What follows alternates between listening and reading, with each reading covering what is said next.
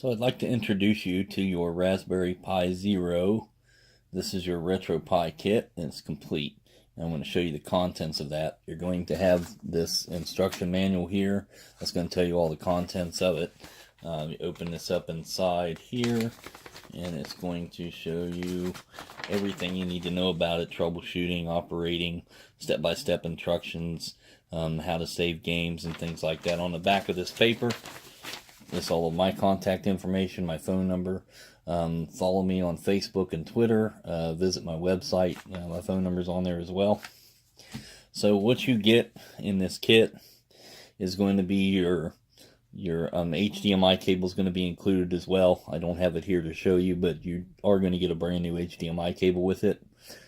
Also, this is your micro cable. It's USB micro cable. That's your power source cable. They're going to be generally blue, but they might be white or yellow or whatever, purple, whatever colors they have currently at the time.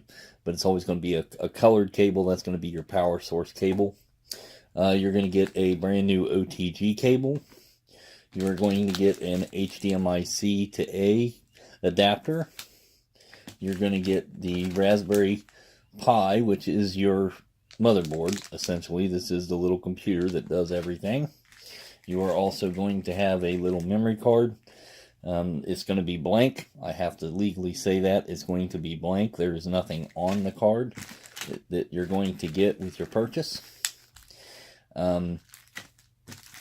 This is the case for the Raspberry Pi motherboard. And then this is the bag that it comes in.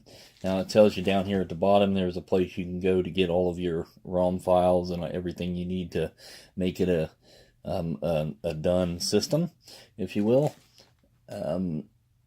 So there is everything that you're going to get inclusive in the package that you purchase from me.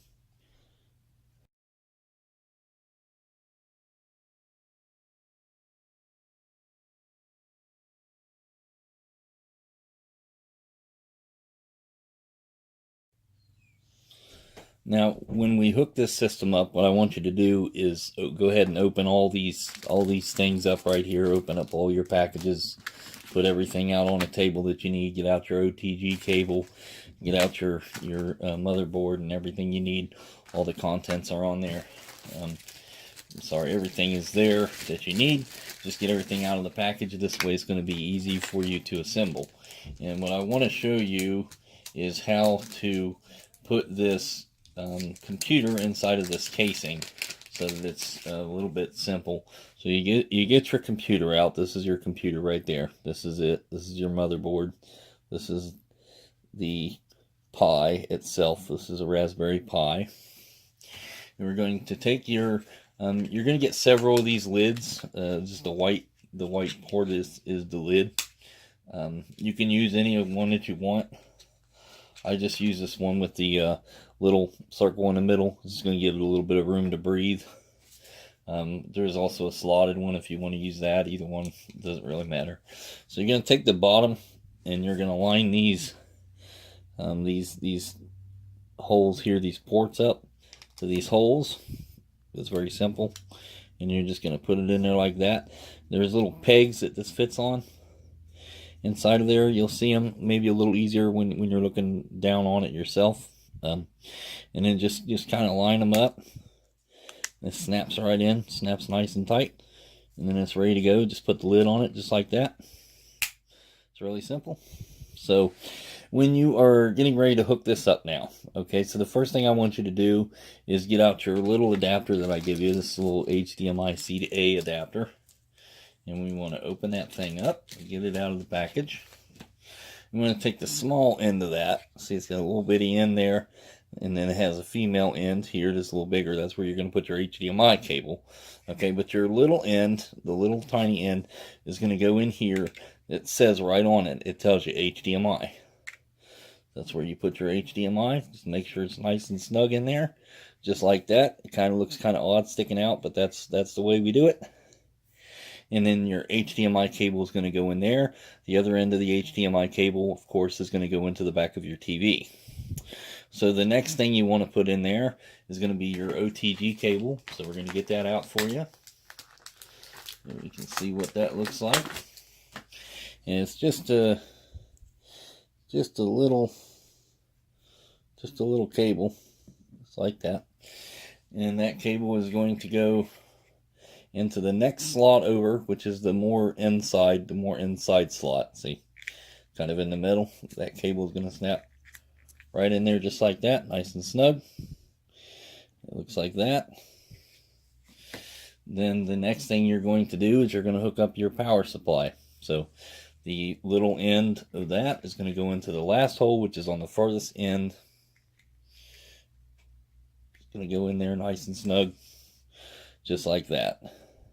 Now all you have to do from here on out, see your OTG cable in the middle, that's where your controller is going to hook up to. Your HDMI cable, I already told you you're going to hook that up first. Then you're going to hook your controller up. Once those two are hooked up, then you can plug in your power supply. Now on your TV, you have a USB port. You should, if your TV is big enough. Some of the older TVs or the smaller TVs might not have the USB power source, but most generally do. So you're just going to plug this into this USB cable here that's loose. You're going to plug that into that power source. As soon as you plug it in, it's going to power on the device. So that's how you're gonna plug it in to power it on. You're gonna unplug it to power it off, and we'll go through all that a little bit more in detail later on. But that is what you're gonna do. That's how you're gonna hook it up. And once you do all that, then you're ready to go.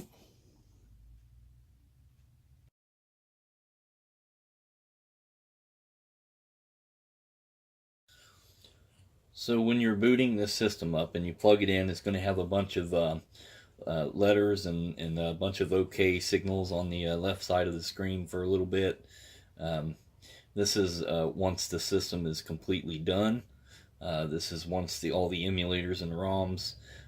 You have went ahead and did all that yourself. This is what it's going to look like when you go to boot up this system.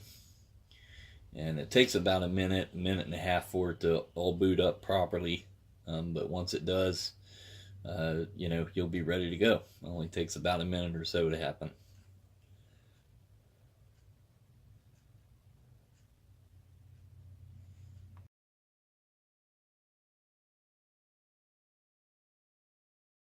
So when you get through the booting up process, this is the first screen you're going to come to. You're going to have to configure your input, which is your controller. You're going to have to set up your controller. One gamepad is detected, and press your A button on your device to configure it. When you do press your A button, press it for a couple seconds and then release it. You'll see that the controller comes up there. This setup is pretty simple, but you want to be careful that you don't press too many buttons at one time, or that you're pressing the button that you want, or you'll have to go back and redo it. And you can get yourself in a situation, if you're pressing the wrong buttons for the wrong things, it's going to make the controller work very awkwardly. So just make sure you pay attention here and do what you're supposed to do. You can hold any button down to skip if you want to skip these. If you have a controller that doesn't have all of the buttons, you'll need to do that. You'll need to hold any button down to skip to the next, and then release, and then hold it down to skip to the next and release to get all the way down to the bottom of the screen here. That's if you don't have all your buttons. But I'm using what looks like an Xbox 360 wired controller, so I'll have all the buttons here on this setup, and we'll go ahead and show you how to set this up. So on your D-pad, you're going to press up, down, left, and right. You're going to press your start button, your select button. You're going to press A button, B button, X button, Y, whichever buttons that you want to set up to that configuration. You're going to do your left shoulder, your right shoulder, your left trigger, and your right trigger. Then you're going to do your left thumb and your right thumb. Then on your left analog, you're going to go up, down, left, and right. On your right analog, you're going to go up, down, left, and right. Now when we get to the hotkey, we don't need to enable the hotkey. You don't need to worry about that. So all you need to do is press in your A button, hold it in for a couple seconds just to skip down past that hotkey, and then you'll see the OK button. You're going to press your A button, It's going to say you didn't choose a hotkey. That's no problem. We understand that. So we want to press the A button again, hold it in for 2 or 3 seconds, and then let it go. And in just a second, you'll go back into the system.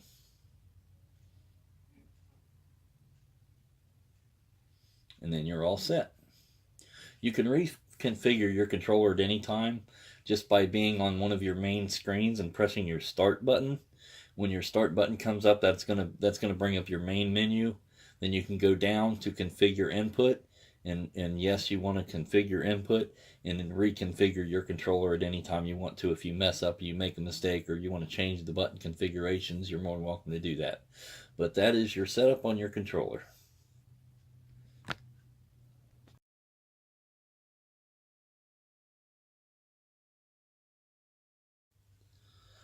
Let's talk a little bit about navigating the system. So, of course, if you use your D-pad and you go over either direction, you're gonna scroll through your what we want to consider platforms, your game systems, if you will. So everything that's on this, you can see right here. We have Sega 32X, 34 games, Super Nintendo, 785, Vectrex, Virtual Boy, Atari 26, Atari 78, Atari Lynx, Sega Game Gear. We have Game Boy, Game Boy Color, Sega Master, Genesis, of course, Nintendo NES. And these are the full entire library, guys. If you can remember it for Nintendo NES system, it's on here. If you can remember it for Sega Genesis, it's on here. If you can remember it for Sega Master System, it's here. It's the full entire libraries of every game system. Now, a few that I want to talk about, like a Game Boy and Game Boy Color, I did not put the entire libraries on here, just because of the fact that they're really basically all the same as the NES games, other than a few specific titles, Pokemon, some of the Marios and things like that. Otherwise, it's just a green screen version of the NES games, so there's real no point in putting all these on here. But like I say, this is my personal one that I've done for myself. You certainly can do whatever you would like if you would like it done a different way. But the little card that I have, this is what I do to it. So TurboGrafx, of course, this RetroPie, this is your settings, your configuration. You don't need to get in there. But let's talk about the games for a second. So if you want to select new Super Nintendo, you're going to press your A button. Your A button is going to advance you forward. Your B button is going to back to back you out. So A button advances forward, B button backs you out. And then you just use your buttons to scroll, navigate whatever game you want. Down to go down, up to go up. You got to be careful that you don't press over, because if you do, then you'll go over to the next platform. That might make it a little confusing for you. So if that happens, just press your B button to go out of it, and you can go back to your platform. Press your A button to go back into it, and you'll be right where you were. You can also use your right bumper to go faster down the list, or your left bumper to go back up faster through the list. That might help you. Some of the lists are quite extensive, so that might be a help to you. So that's basically how you're going to navigate through this system. It's pretty simple to do. So, there it is.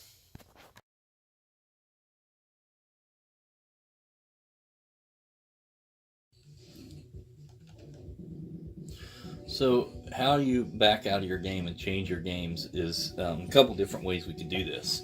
So if you have just a Super Nintendo looking USB controller, you just press your start button and select button together, and that backs right out of the game. It's no problem. Now it's a little bit different if you have like a PS3 controller or a 360 controller hooked up. The way you're going to do that is you're going to press all four of your buttons, your X, Y, A, and B button, all together at the same time. And how you're going to do that, how you're going to back out, is you're going to go to close content, and then give it a couple seconds. And then you'll come to this screen here, press your B button, go down to the bottom to quit RetroArch. And that's how you're going to do it if you have a 360 controller. It's a little bit more difficult, a little bit more time consuming, but that's the way it's set up because of the It has to do with the circle button being in the middle. It kind of changes things without trying to make it too difficult. I'll just tell you basically that's what you need to do to get out of the games if you have that controller hooked up.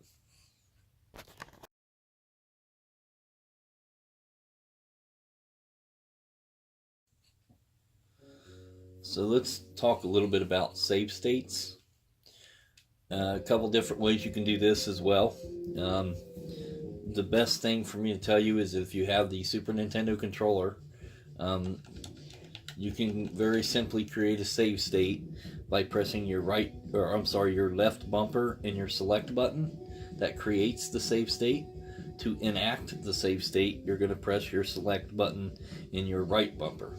So your left bumper and select, or your right bumper and select. Left bumper and select creates, right bumper and select enacts the save state. Now there's another way to do this, and you'll have to do it this way if you have a 360 controller or PS3 controller. You'll press all four of your buttons, your X, Y, A, and B button together. That's going to bring up your RetroArch. and in this quick menu here, what you're going to go down in very simply save state. That's going to enact the save. It's going to create the save state for you. And then if you want to enact that save state anywhere you are within the game, if you want to go back to that point in time, if you're getting killed or whatever, and you say, no, I want to go back there to where I was, press all four buttons again, go down to load state, and you'll start right that state. So that is the way you save your games. That's the way you create your save states and the way you use them. You can create multiple save states, and you kind of mess around with this this menu right here, and you'll see that you can create many more save states and override save states and things like that. So that should kind of help you. It'll take a little bit of getting used to, but once you get used to it and you get fluent at it, it's relatively simple to walk through games that you've never been able to beat before, because as a kid you just couldn't save them, and now you do have that ability to save any game at any point in time.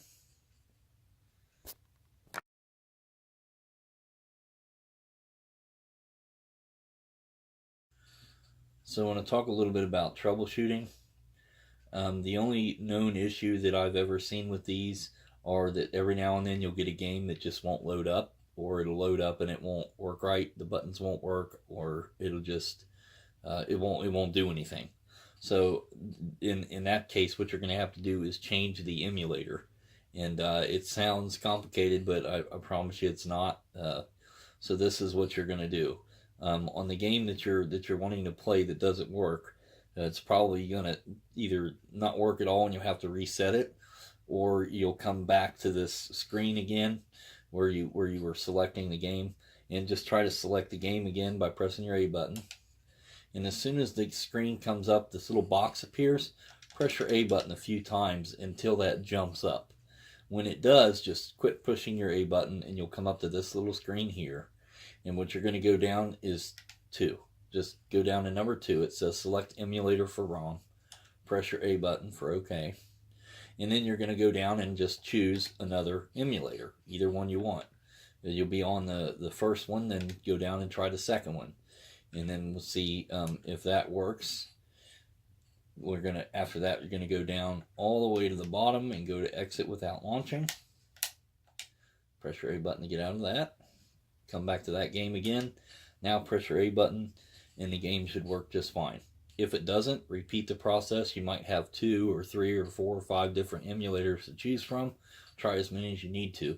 This is not a common problem. There's only been a few games that I've seen this happen on, but it does happen, so it is a possibility.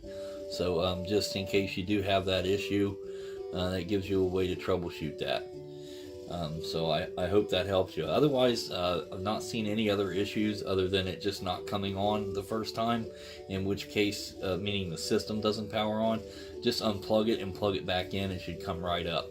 If you have any kind of persistent problems or any other issues that I'm not aware of or that I haven't covered, give me a call, talk to me, come in and see me.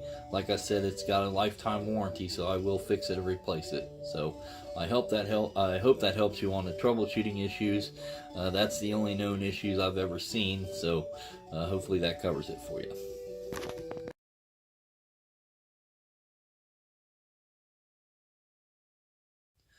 So when you're all done with the system and you've had enough fun for today and you're ready to put it away, instead of just unplugging it every time, which you can do that, but it's really like a computer. It would be the same as just pulling the plug on your computer. It might not hurt it, but it's probably not good on it.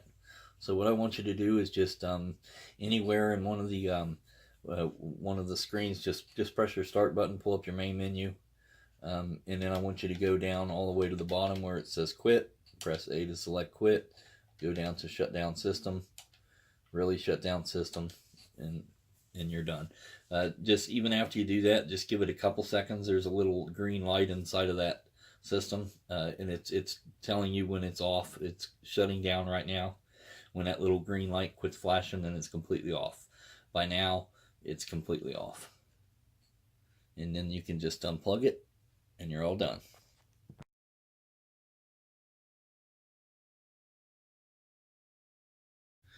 Hi guys, I just want to thank you for purchasing your game machine from me. These RetroPies are neat. They're going to last you a long time.